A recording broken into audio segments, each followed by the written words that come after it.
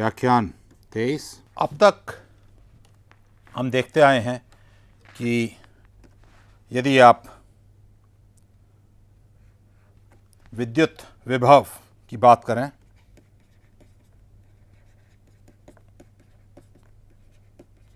और अब तक मैं इसको विभव कहते आया था, लेकिन अब मैं विद्युत विभव कह रहा हूं क्योंकि इसको मैं किन्हीं और मात्राओं से भी इसकी तुलना करूंगा। तो यह पॉइसन इक्वेशन का अनुसरण करता है और यदि कोई क्षेत्र आवेश रहित हो तो वहाँ पर डेल स्क्वायर वी बराबर 0 होता है और इसको हम लाप्लास का समीकरण बोलते हैं। और यह भी हमने देखा कि डेल स्क्वायर वी बराबर 0 का मतलब यह नहीं होता कि v बराबर भी 0 हो। यदि उपयुक्त बाउंड्री कंडीशन हो तो डेल स्क्वायर वी का हल एक V are not equal to 0 देता है। इसी प्रकार अब मैं इस व्याख्यान में आपको बताना चाहूँगा कि ऐसी कई और प्रक्रियाएं हैं प्रकृति में जहाँ पर यही समीकरण का अनुसरण होता है, और यदि उन प्रक्रियाओं में कुछ बाउंड्री कंडीशंस दी जाएं तो उन प्रक्रियाओं में होने वाली मात्रा भी 0 नहीं होती। तो इस व्याख्यान में हम सीखेंगे भौतिकी के कुछ और विषयों, और चूंकि भौतिकी के विषय प्रकृति की प्रक्रियाओं के बारे में हैं तो प्रकृति की कुछ और प्रक्रियाओं में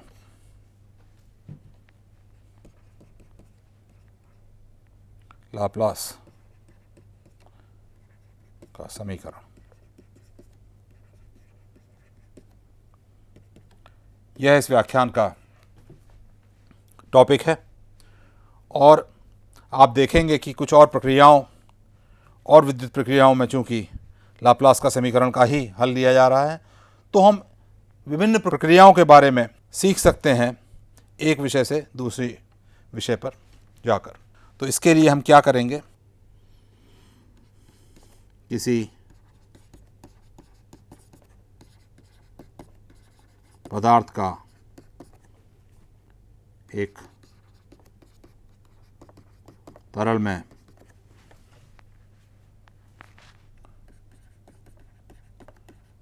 विसरण, जिसको बोलते हैं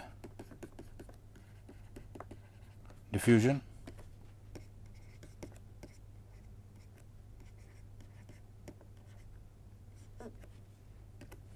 इसमें हम देखेंगे कि किसी विशेष अवस्था में हम डेल स्क्वायर और एक कोई जो एक भौतिक मात्रा जिसको हम बाद में बताएंगे वह लाप्लास का इक्वेशन सेटिस्फाई करती है। इसी प्रकार हम देखेंगे कि किसी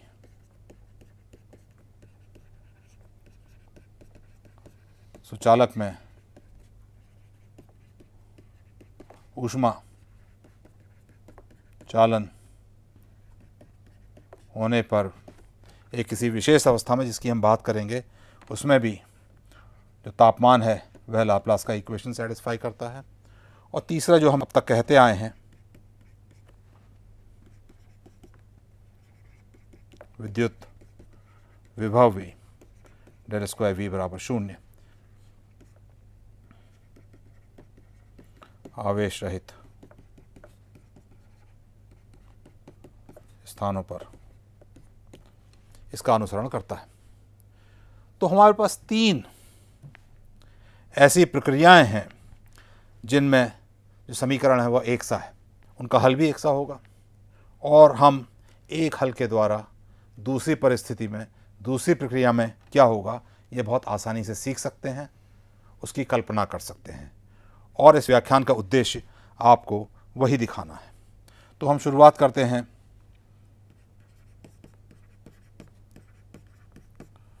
विसरण के फिक के नियम से।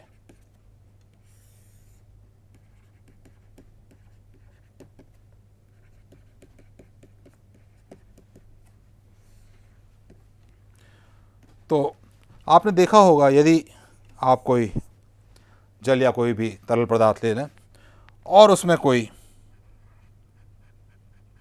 ठोस घुलनशील ठोस पदार्थ डाल दें, जैसे शक्कर, कोई रंग, तो ये धीरे धीरे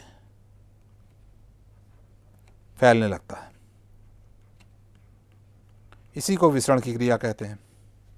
और विसरण की क्रिया अणुओं के एक दूसरे से टकराने पर होती है, आइंस्टाइन महोदय ने दिखाया था।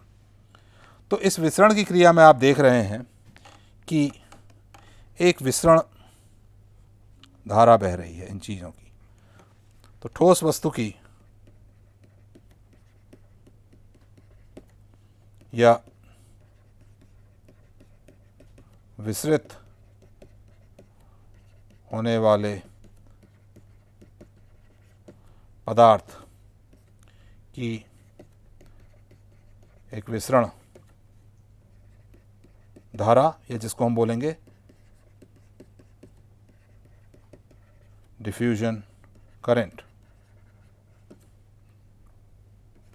वह बहती है। और इस डिफ्यूजन करंट को यदि मैं JD बोलूं, इसकी दिशा भी है और मान भी है, जो कि होगा पदार्थ की मात्रा प्रति यूनिट क्षेत्रफल प्रति सेकंड। यह फिक के नियम के अनुसार -d ग्रेड ऑफ n होती है। अब इन अलग अलग जो मैंने टर्म्स लिखे हैं, इनको मैं आगे उसकी व्याख्या करता हूँ। तो हम बात कर रहे हैं विसरण का फिक का नियम, जिसको अंग्रेजी में हम बोलते हैं फिक्स लॉ ऑफ डिफ्यूजन। इसके अनुसार जो डिफ्यूजन की धारा है वह है -d ग्रेड ऑफ n, जहाँ n है पदार्थ का घनत्व, यानी कि number of particles per unit volume, यह इसका घनत्व है। तो विसरण धारा घनत्व, डिफ्यूजन करंट डेंसिटी, जिसके बारे में आप पहले आपने 11वीं 12वीं में जो इलेक्ट्रिक करंट डेंसिटी है उसके बारे में सुन चुके हैं। इसी प्रकार विसरण धारा घनत्व या विसरण डिफ्यूजन करंट डेंसिटी, कितना पदार्थ जा रहा है per unit area per unit time, वह है। यह घनत्व के ग्रेडियंट के समानुपाती और इसकी विपरीत दिशा में होती है।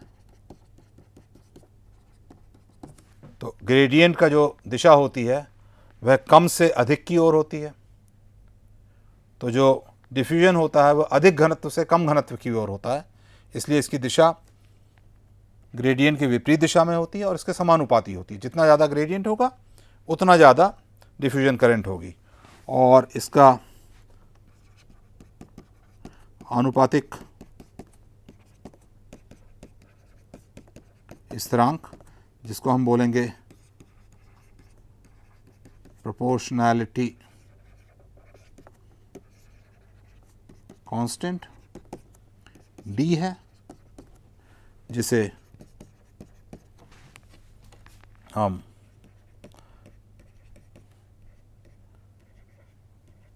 डिफ्यूजन कांस्टेंट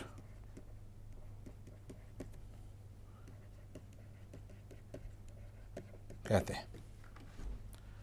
तो जब आपने कोई तरल में कोई पदार्थ छोड़ा तो यह एक करंट चारों ओर जाने शुरू हो जाती है और इसका मान बराबर होता है minus D gradient of N. यह फिक का नियम है। अब चूंकि यह पदार्थ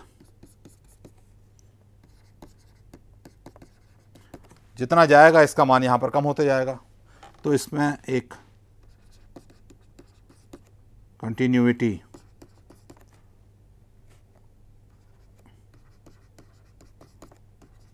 समीकरण का भी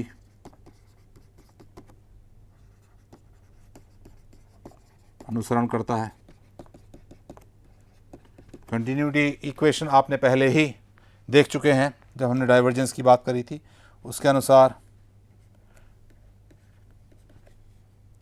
किसी भी धारा घनत्व प्लस डी एन, यहाँ पर हम रो की जगह एन कह देते हैं, D N by D T बराबर 0 होता है। ये कंटिन्यूटी इक्वेशन है। तो जैसे जैसे पदार्थ कम हो रहा है वह धारा घनत्व से के कारण कम हो रहा है। और इसमें यदि हम फिक का नियम लगाएं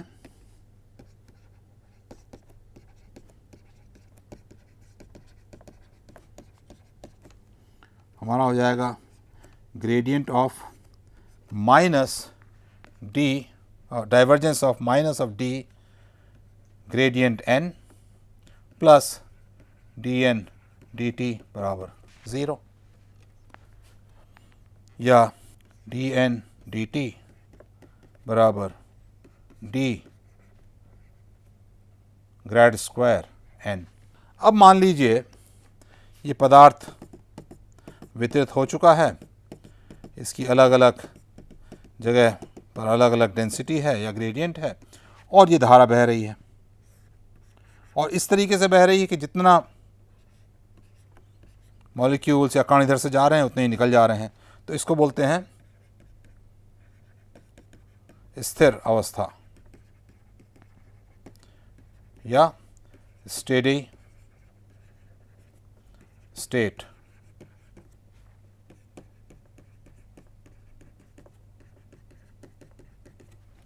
इसमें समय के साथ कुछ नहीं बदलता, तो D N by D T बराबर 0 है। इस अवस्था में डेल स्क्वायर एन बराबर 0 होगा।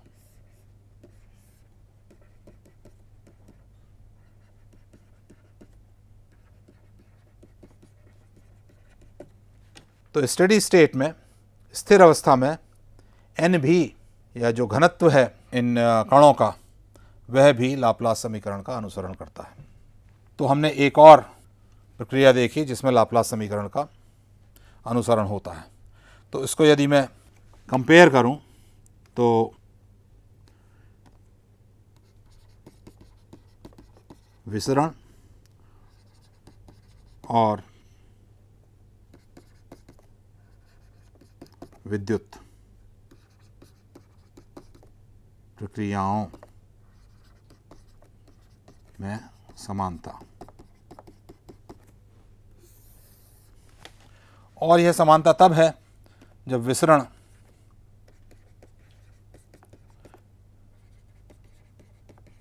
स्थिर अवस्था में हो रहा है और विद्युत प्रक्रिया में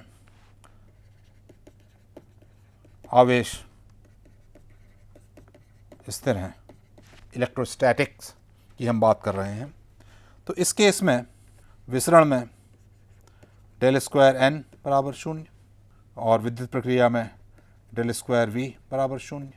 और यहाँ पर हम बात करते हैं डिफ्यूजन करंट की, जे डी, जो कि है minus D grad of N. विद्युत प्रक्रिया में हम बात करते हैं इलेक्ट्रिक फील्ड की, जो कि है माइनस ग्रेड ऑफ वी। तो ये एक इक्विवेलेंस हो गई। एन में समरूपता है वी की और जे डी में समरूपता है ई की। तो हमने ये दिखा दिया कि डिफ्यूजन और स्टैटिक इलेक्ट्रिसिटी में कुछ समानताएं हैं। तो यदि हम एक और कुछ सीखें तो उसको दूसरी ओर उसी प्रकार से लागू कर सकते हैं। अब मैं दूसरा एक विषय लूँगा और वह है सुचालक में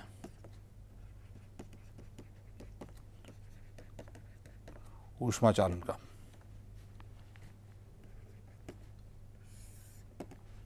और आपने अपनी 11वीं 12वीं में पढ़ा है कि यदि मैं एक कोई ठोस सुचालक लूँ, एक और तापमान T1 कर दूँ, दूसरी ओर तापमान T2 कर दूँ, इसकी लंबाई यदि L है, तो इसमें जो प्रति क्षेत्रफल प्रति सेकेंड जो ऊष्मा जाती है, जिसको मैं ऊष्मा की धारा का घनत्व कहूँगा, वह बराबर होती है माइनस के D T by D x, जिसको आपने देखा होगा कि इसको हम T1 माइनस T2 बटा L लिख देते हैं।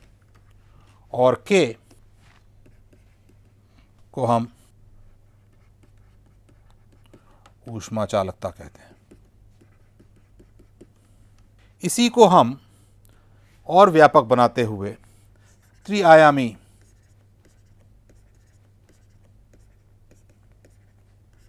स्थिति में, जहाँ एक मान लीजिए कमरा है, उसके अंदर अलग अलग तापमान है, तब जे क्यू बराबर होगा, उसके रूप में लिखते हैं माइनस के ग्रेड ऑफ टी।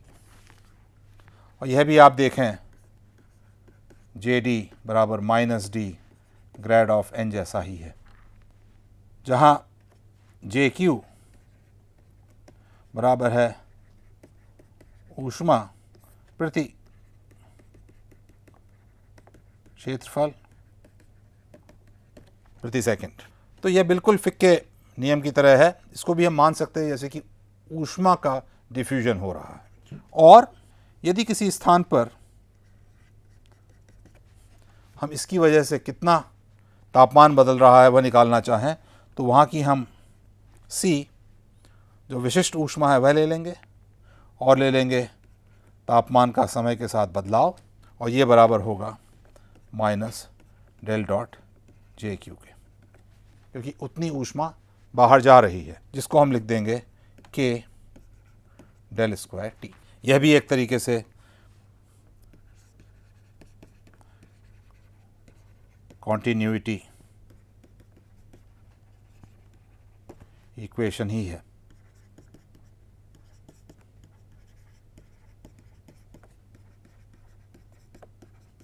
क्योंकि ये ऊष्मा के विघटन को, उसके कितना जा रही है बाहर या अंदर आ रही है, उसके बराबर कर देता है।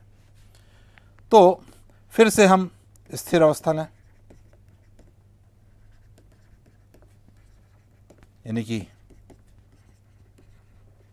स्टेडी स्टेट, जो कि आप 11वीं 12वीं के सवालों में देख चुके हैं कि आपने एक छड़ ली और दोनों ओर तापमान बनाए रखा T1 और T2। उस अवस्था में del T by del T बराबर 0 हो जाएगा, और फिर से हमको मिल जाएगा डेल स्क्वायर टी बराबर 0।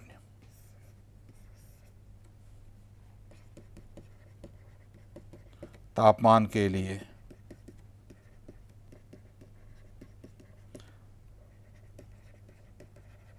स्थिर अवस्था में लाप्लास समीकरण। तो हमको वह मिल गया। उससे पहले हम देख चुके हैं कि पदार्थ के डिफ्यूजन में हमको लाप्लास समीकरण मिल गया, और इलेक्ट्रोस्टैटिक्स में तो यही है ही। तो अब हम तीनों का एक क्या समरूप स्थिति है, क्या समानता है, वह निकाल लेते हैं। तो डिफ्यूजन,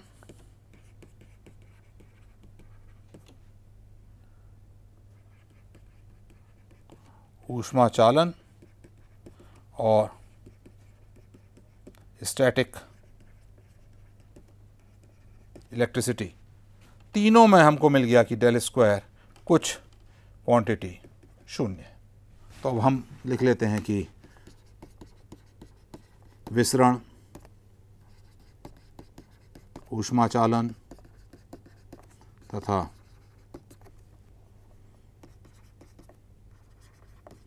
विद्युत प्रक्रियाओं में समानता। विसरण में हम बात करते हैं कैसे घनत्व बदल रहा है, या घनत्व का क्या किस तरीके से एक स्थान से दूसरी ओर बदलता है। ऊष्मा चालन में हम बात करते हैं तापमान की, और विद्युत प्रक्रिया में हम बात करते हैं पोटेंशियल V की। और जब हम स्थिर अवस्था की बात करते हैं, जबकि समय के साथ कुछ नहीं बदल रहा हो, तो हम देखते हैं डेल स्क्वायर n बराबर 0, डेल स्क्वायर t बराबर 0 और डेल स्क्वायर v बराबर 0। और एक और समानता आती है इनकी धाराओं में। हमारे पास है डिफ्यूजन करंट JD, जो कि होती है -d ग्रेड ऑफ n,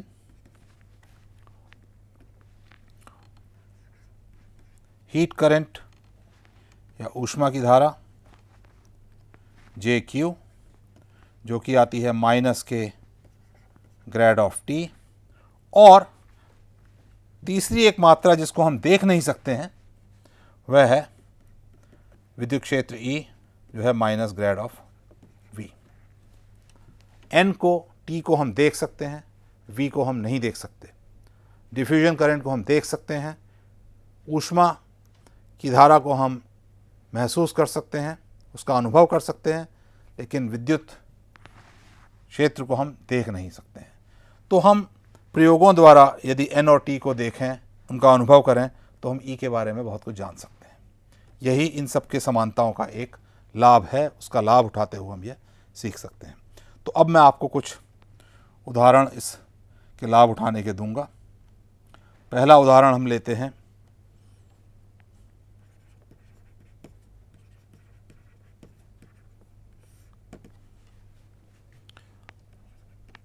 दी हुई बाउंड्री कंडीशंस के साथ VR की अद्वितीयता, उसकी यूनिकनेस,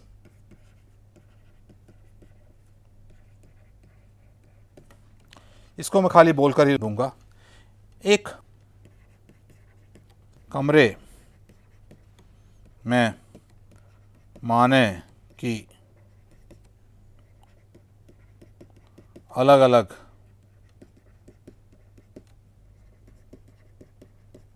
दीवारों का और छत का तापमान भिन्न है। तो यदि कमरे के अंदर मैं तापमान निकालना चाहूँ अलग अलग स्थानों पर, तो मैं डेल स्क्वायर T बराबर 0 को सॉल्व करूँगा। यदि ये तापमान को हम बनाए रखते हैं इन बाउंड्री कंडीशंस के साथ, तो मान लीजिए छत का तापमान बहुत गर्मी पड़ रही है, 40 डिग्री है, एक बगल की दीवार का 32 डिग्री है, वहाँ पर एयर कंडीशनर चल रहा है, दूसरी ओर 36 डिग्री है, तीसरी ओर 37 डिग्री है, कहीं पर कुछ और तापमान है। इन बाउंड्री कंडीशंस के साथ हम ये बनाए हुए हैं तापमान और डेल स्क्वायर टी का हम हल निकाल रहे हैं। तो अलग अलग स्थानों पर ये तापमान दे देगा। तो अब आप सोचें, क्या ऐसा हो सकता है कि एक दिन अलग अलग स्थानों पर तापमान कुछ और हो, दूसरे दिन कुछ और हो, तीसरे दिन कुछ और हो? अगर आप थोड़ा सोचें तो ऐसा कभी नहीं होगा। हमेशा हर स्थान पर वही तापमान आएगा इन बाउंड्री कंडीशंस के साथ। तो अब आप अनुभव कर सकते हैं कि क्योंकि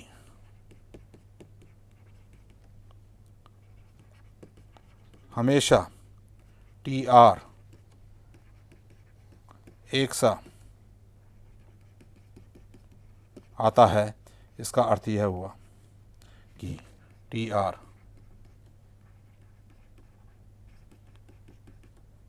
अद्वितीय है। तो हमने आपको दिखा दिया एक अनुभव करने का तरीका कि किस तरीके से आप देख सकते हैं कि लाप्लास इक्वेशन का जो हल है, इसका सॉल्यूशन है, किन्हीं दी हुई बाउंड्री कंडीशन के साथ हमेशा यूनिक रहेगा। अब आगे बढ़ते हुए हम उदाहरण 2 लेते हैं और मैं आपका ध्यान आकर्षित करना चाहूँगा इस बात पर कि यदि आप आइसक्रीम का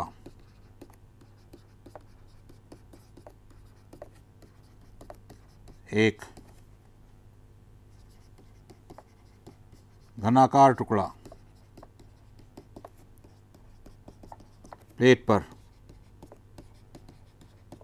रखकर छोड़ दें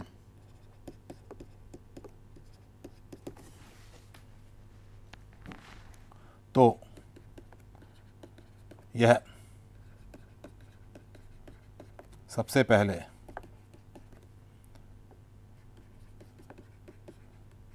किनारों पर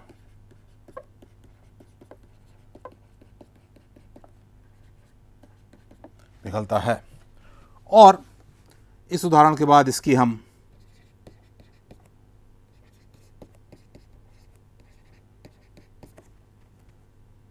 करेंगे त्वरित चालक, या जिसको कहते हैं लाइटनिंग कंडक्टर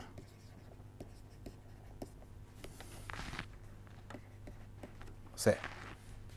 तो आपने यदि गौर किया हो, यदि आप एक घनाकार टुकड़ा ले लें आइसक्रीम का और इसको एक प्लेट पर छोड़ दें तो ये ऐसे कोनों पर पिघलना शुरू होगा।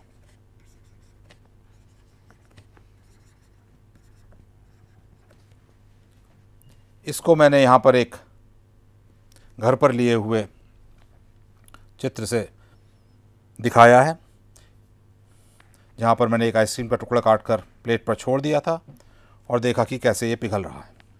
तो इसे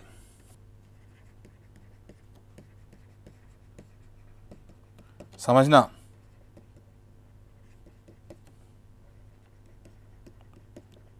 बहुत आसान है।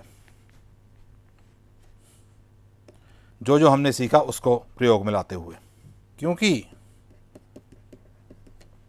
आइसक्रीम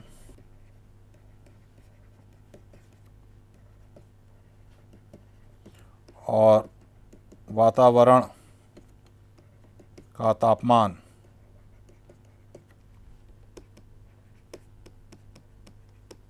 भिन्न है,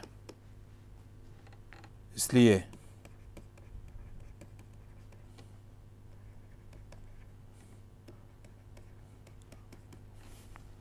आइसक्रीम की ओर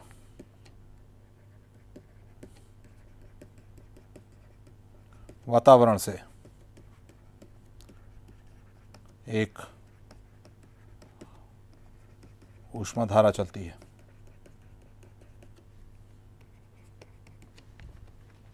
तो अब हम ये दिखाएंगे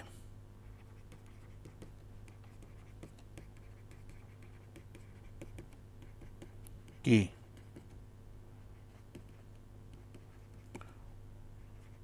ऊष्माधारा का मान किनारों पर अधिकतम होता है।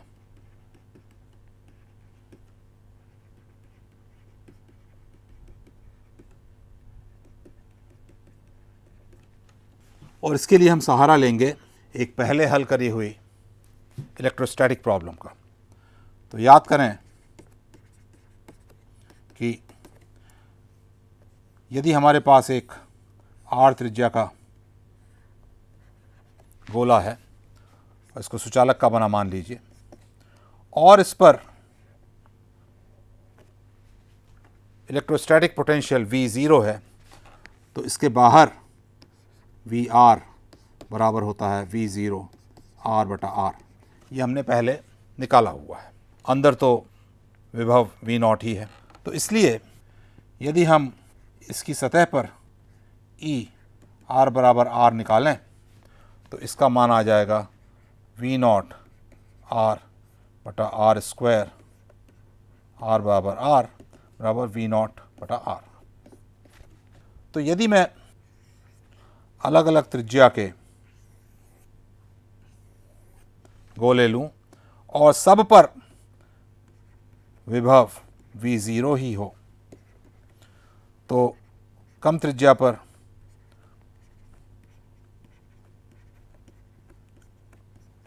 विद्युत क्षेत्र सबसे अधिक होगा, फिर उससे थोड़ा कम होगा जैसे जैसे त्रिज्या बढ़ेगी, और ये कम होता चला जाएगा, जिसको लाइनों के घनत्व से दिखा रहा हूं।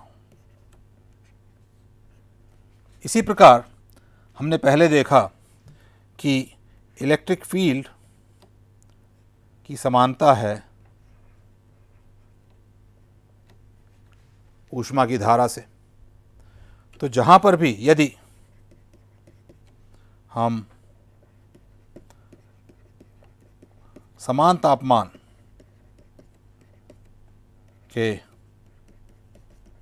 गोले लें तो सबसे अधिक ऊष्मा की धारा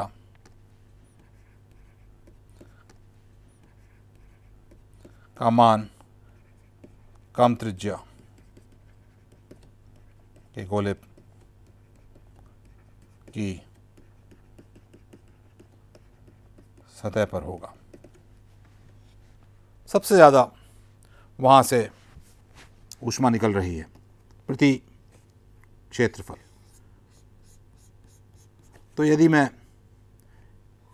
एक R त्रिज्या का गोला लूँ तो कुल ऊष्मा जो इससे निकलेगी वह होगी इसका क्षेत्रफल 4πr² गुणा JQ, और JQ की E के साथ समरूपता के कारण JQ R के व्युत्क्रमानुपाती है, तो ये हो जाएगा प्रोपोर्शनल टू R। तो आप देख रहे हैं कि वैसे तो ऊष्मा कम हो रही है जैसे जैसे R कम हो रही है, लेकिन आप यह भी देखिए कि इस गोले का द्रव्यमान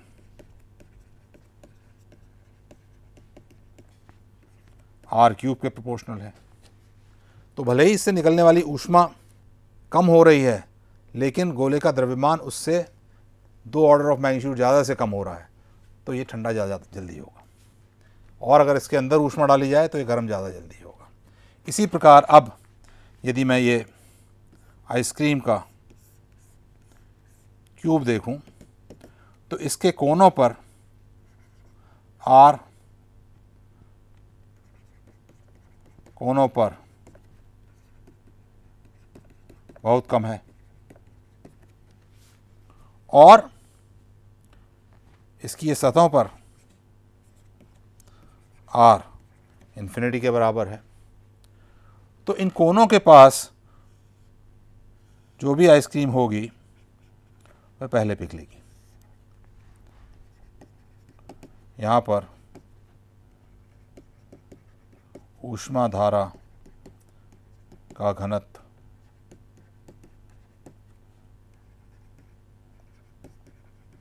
अधिकतम है, और आप पहले जैसा ही एक तर्क दे सकते हैं कि इस रेखा के साथ उसके अंदर जो द्रव्यमान होगा आर स्क्वायर के प्रोपोर्शनल होगा। तो फिर भी यह होगा कि द्रव्यमान ज़्यादा तेज़ी से कम होता है और कुल ऊष्मा उससे कम तेज़ी से कम होती है। तो यहाँ पर ऊष्माधारा का घनत्व अधिकतम है और इसलिए यहाँ पर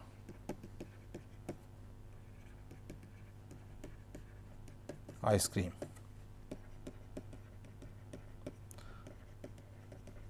सबसे पहले पिघलेगी। तो यहाँ पर हमने एक परिस्थिति जो हमको पता है विद्युत क्षेत्र के बारे में, उसका लाभ उठाते हुए यह व्याख्या कर दी कि कैसे आइसक्रीम कोनों पर पिघलती है। तो इस तरीके से एक जगह पर जहाँ पर हमको फिज़िक्स पता हो, फिज़िक्स का क्या हो रहा है वह पता हो, तो हम दूसरी अवस्था में उसको लागू कर सकते हैं।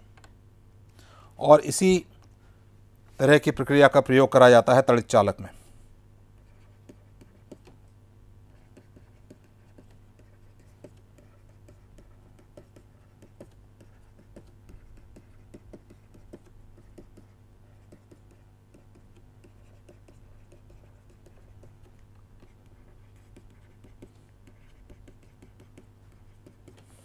तो यहाँ पर मैं आपको एक चित्र दिखा रहा हूँ तड़ित चालक का, और इस तड़ित चालक में आप देखते हैं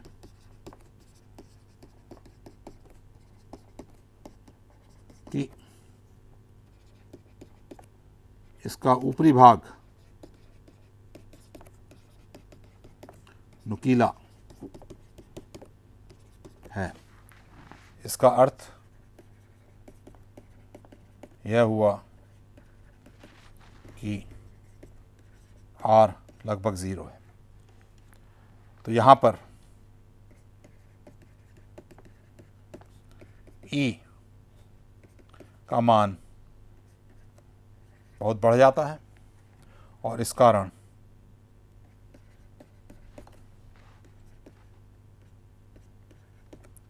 यह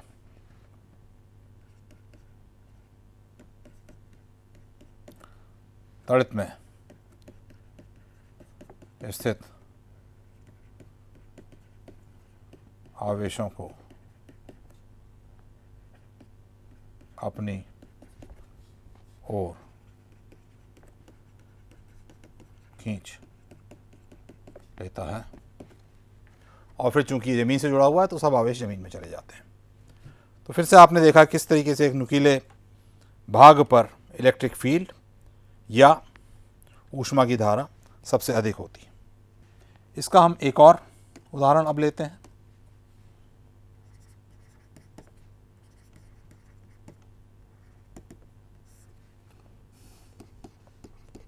तेल में तलने पर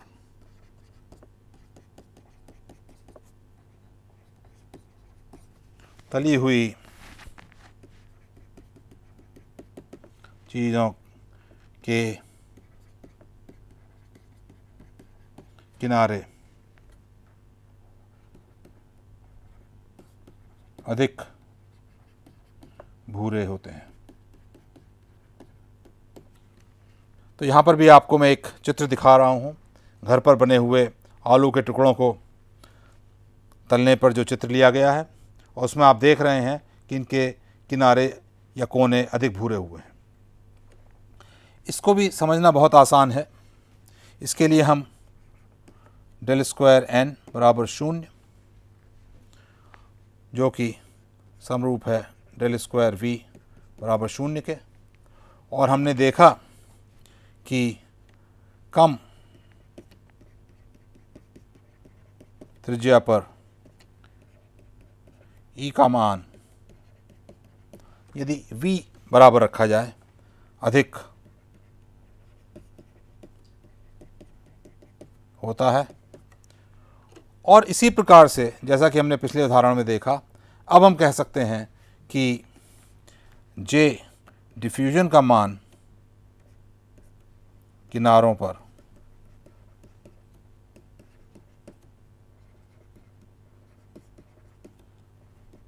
अधिक होगा।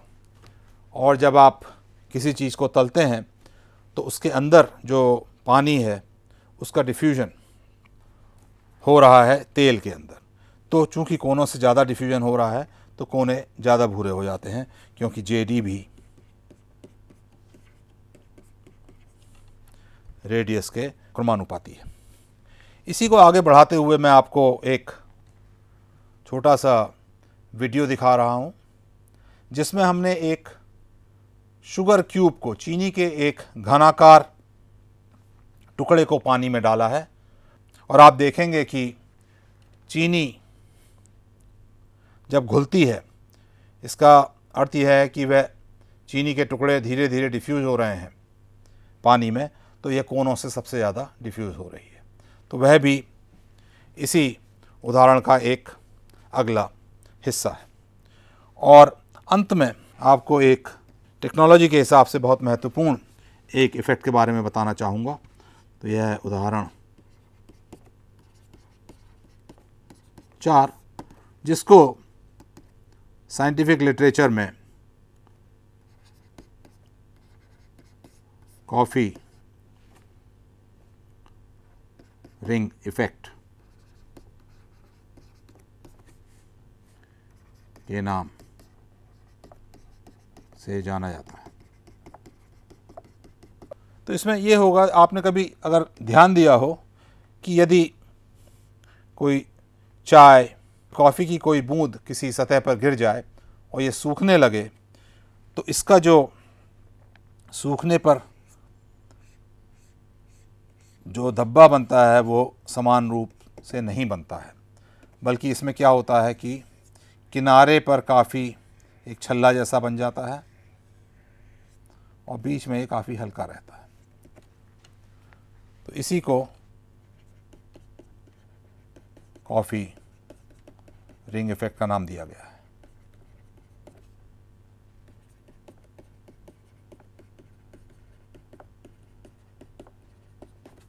और ये टेक्नोलॉजी के हिसाब से इसलिए इम्पोर्टेंट है, तो 2 उदाहरण आपको दूंगा।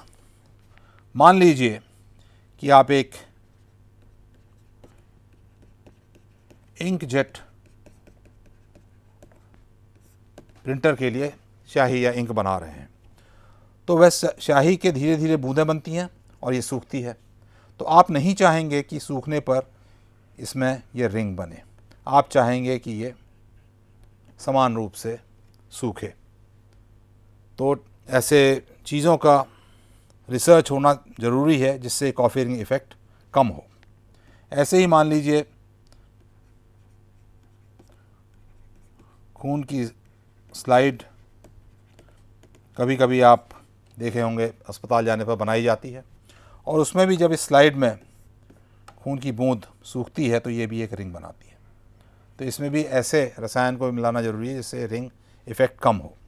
तो अब हम समझने की कोशिश करते हैं कि रिंग इफ़ेक्ट होता क्यों है।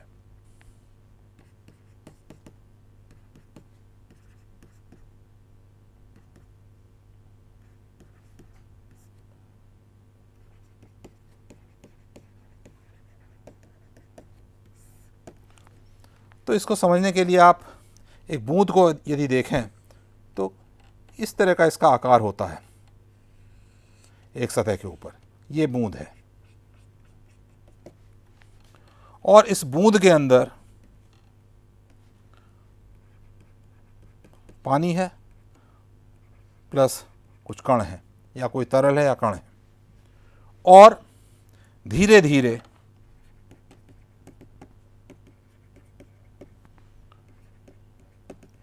बूंद का पानी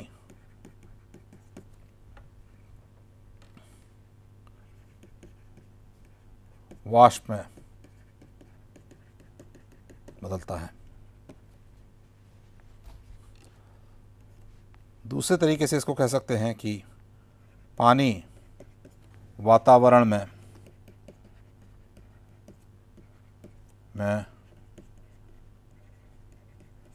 डिफ्यूज़ होता है। ऐसा कैसे कि ये मान लीजिए बूंद है, तो इसके यहाँ पर चारों ओर भाप बन रही है और ये भाप जा रही है, तो इस भाप के रूप में डिफ्यूज़ हो रहा है। और सतह पर भाप और पानी ये संतुलन की अवस्था में होते हैं, इनमें इक्विलिब्रियम होता है। तो पानी भाप की ओर जा रहा है, तो पानी डिफ्यूज़ हो रहा है भाप के थ्रू बाहर की ओर। अब आप देखें कि डिफ्यूजन सबसे ज़्यादा कहाँ से होगा। अगर आप फिर से ध्यान करें और मान लें कि स्थिर अवस्था में डिफ्यूजन हो रहा है, तो डेल स्क्वायर n बराबर 0 होगा। तो J डिफ्यूजन कोनों या किनारों पर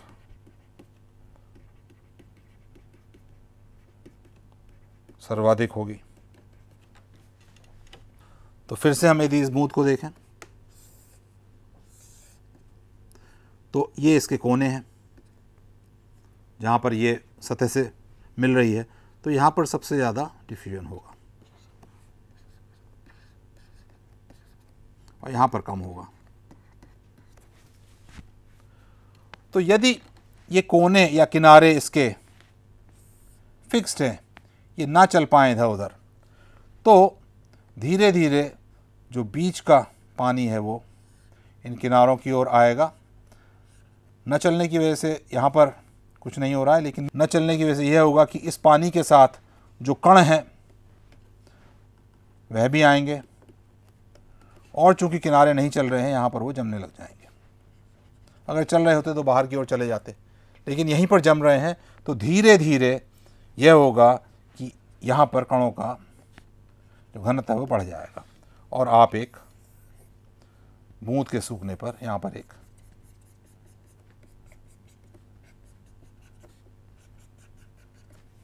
रिंग जैसी, एक छल्ला जैसा इन कणों का देखेंगे। और आपको मैं फिर से एक स्लाइड दिखाता हूँ जो मैंने घर पर बनाई है, जिसमें पानी में घुली हुई कॉफ़ी, उसकी बूंद मैंने एक प्लेट पर डाल दी और सूखने दी, या होली के रंग मैंने एक प्लेट पर डाल दिए, उनको सूखने दिया, और आप देख सकते हैं कि उनका यहाँ पर सूखने पर एक छल्ला बन रहा है। तो अब इन सब प्रक्रियाओं को बताने के बाद मैं इस व्याख्यान का सारांश देना चाहूँगा कि डेल स्क्वायर v बराबर 0, डेल स्क्वायर t बराबर 0, डेल स्क्वायर n बराबर 0 का लाभ उठाते हुए, इसका लाभ नहीं उठा रहे बल्कि हम इनके हल की समानता का लाभ उठाते हुए हम एक प्रक्रिया से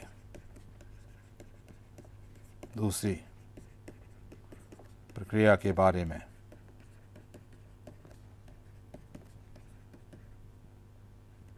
बहुत कुछ